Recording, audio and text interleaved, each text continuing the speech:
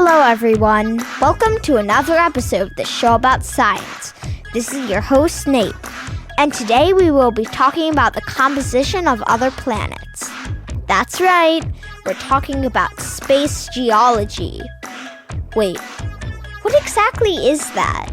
Well, let's find out. Welcome to the show. Thank you, pleasure to be here. It's great to have you. So, could you tell our listeners a little bit about yourself? Yeah, my name is Dr. Bethany Ehlmann, and I'm a professor of planetary sciences at CalTech and research scientist at the NASA Jet Propulsion Laboratory in Pasadena, California. Okay, so can I tell you a story? Sure, go for it. All right, I was actually looking for possible guests, and I saw you, and I was like, oh, this person is amazing. We should definitely try to get them. And, my dad usually looks for guests, but I was like, I think that I should look for some this time. And I was like, this one is amazing. Well, I'm glad that I made your list.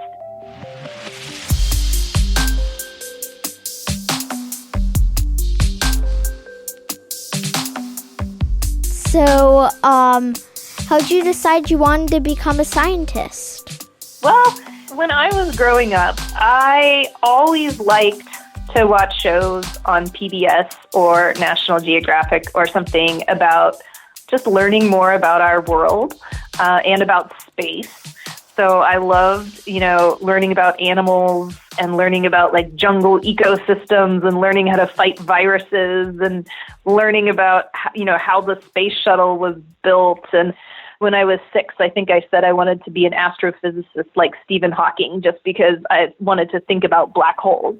So I've kind of always liked learning about nature and the natural world. And when I went to college, I discovered that I really liked Earth and planetary sciences because I got to think about, how planets work, what we can learn from landforms, and how we trace the history through rocks. But I got to meld it with my passion for space by being a planetary geologist and got to work on the rover mission Spirit and Opportunity really early in my career. And it was very fun. It's such a privilege to work on a mission where you go into work and open up your computer and, you're looking at an image from another planet that no one's ever seen before. No one has seen that data before, and you're learning things new all the time. So I really love that process of learning new things and exploring.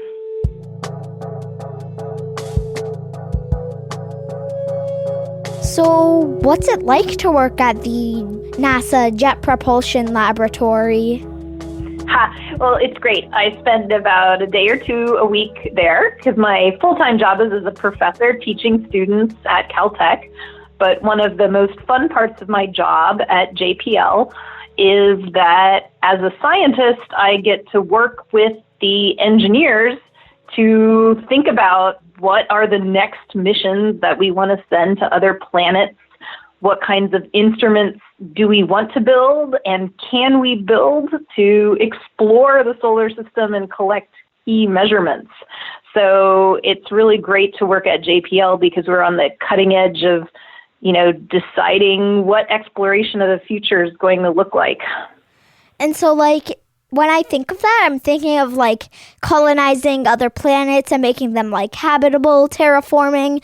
Is that actually what you're doing? So other people talk about colonization and terraforming, but what I do is we're still exploring the planets. So most of what I work on is how we send the next rover to Mars. Where does it go? Does it maybe go to explore the ice at the polar caps?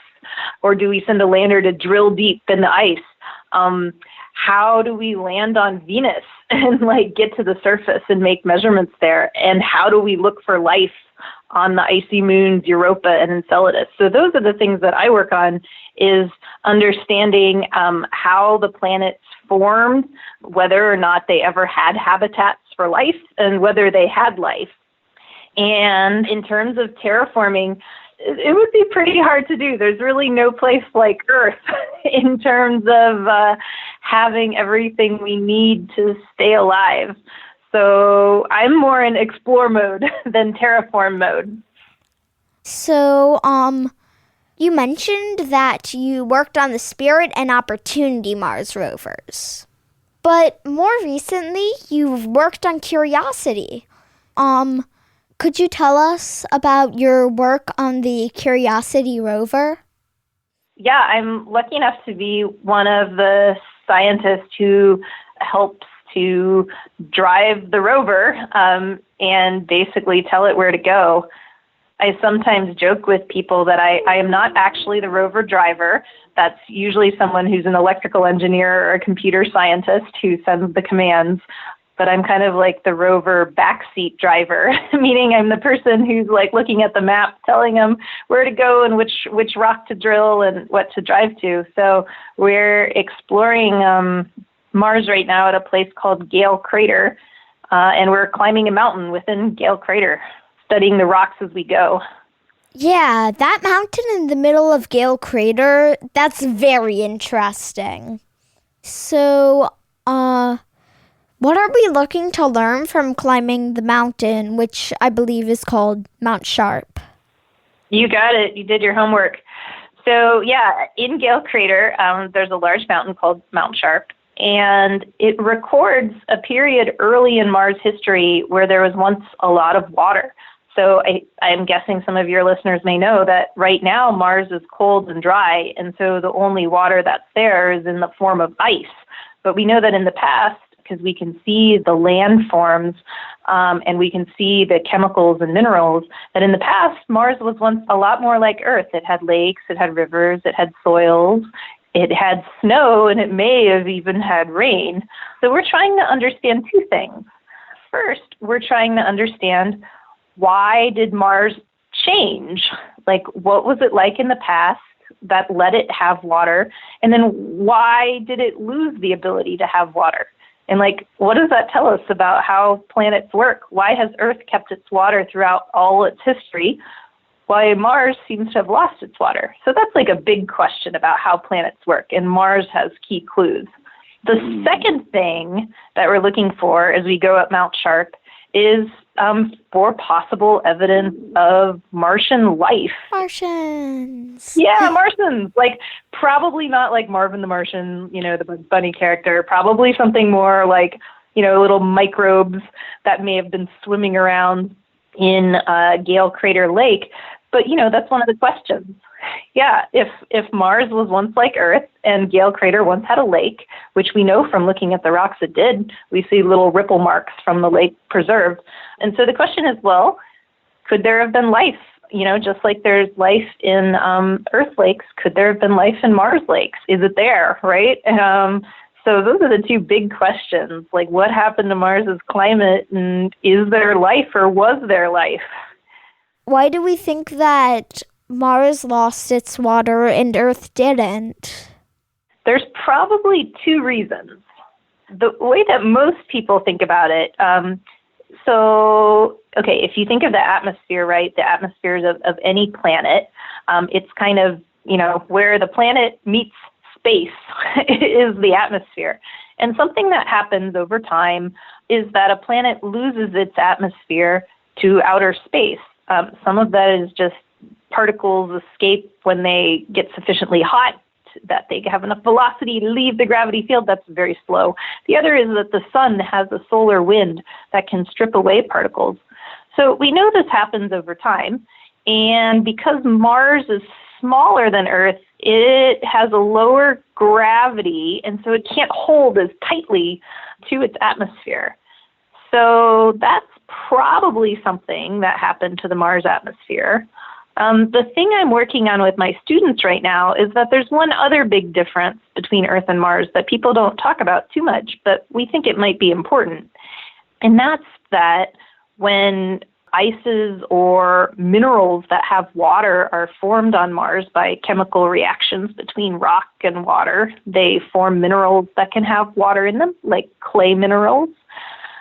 Mars has these in its crust, in its surface. And so the water in the crust may be important to the story because, so imagine like Mars's crust is sucking water in like a sponge. Something that Earth has is plate tectonics, which draws the crust down into the mantle and then the water comes back out through volcanoes. But Mars doesn't have that recycling. And so we're thinking that maybe the sponge sucked in the water and it never came back out again. So this is a big mystery. We're trying to figure it out.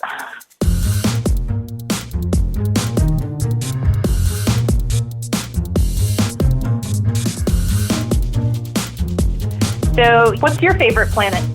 Saturn. Why? I like the rings. Yeah, it's a pretty beautiful planet, right? Yeah. One of my favorite planets, so I like Earth. Earth is actually my favorite planet. And then Mars is probably second.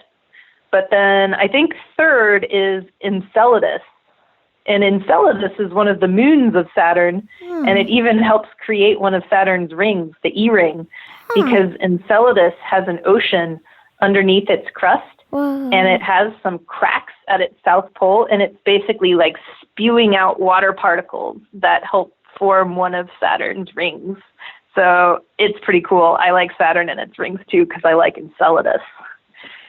So, is there anything else that you're working on? Well, let's see. Yes. One of the fun parts about my job is that I am a planetary geologist. So I'm a geologist, meaning I study rocks and minerals, but the planetary part means that I get to think about a lot of planets. And so Mars is a special place because of these questions about climate and life. But I'm also working with a team to make new miniature instruments to look for water on the moon. So did you know that there is water on the moon? There is? There is, yeah. Huh. I never knew that. Yeah, and the moon is mostly really, really, really dry because the moon gets very hot when the sun is out and it's in the vacuum of space, so it mostly doesn't keep its water.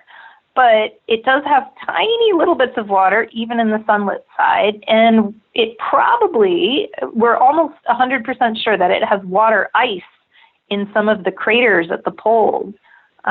So Earth is tilted on its axis, but the moon rotates straight up and down. So you know how the rotating planet or a rotating moon, that's what causes the day-night cycles to change. Yeah. But because the moon rotates absolutely straight up and down, and there are some craters near its poles, there are some portions of the moon's craters that never see sunlight, ever. They're permanently in shadow, which means they're very, very, very, very cold, like about over 100 degrees below zero cold. And it looks like from some of the earlier data that we've gotten that they have water ice in them. And so I'm leading a mission that will take a satellite to the moon to try to map ice in these craters. And that's important because we want to measure this ice to understand, scientifically how it got there. And then also if we send astronauts to the moon, we may want to use that water to help their habitats. Thank you for being on the show. Thanks for your good questions. It was a pleasure to speak to you. It was a pleasure to speak with you, too. Okay, there you have it, folks. The show about science is complete. Dad, you can shut the recording off.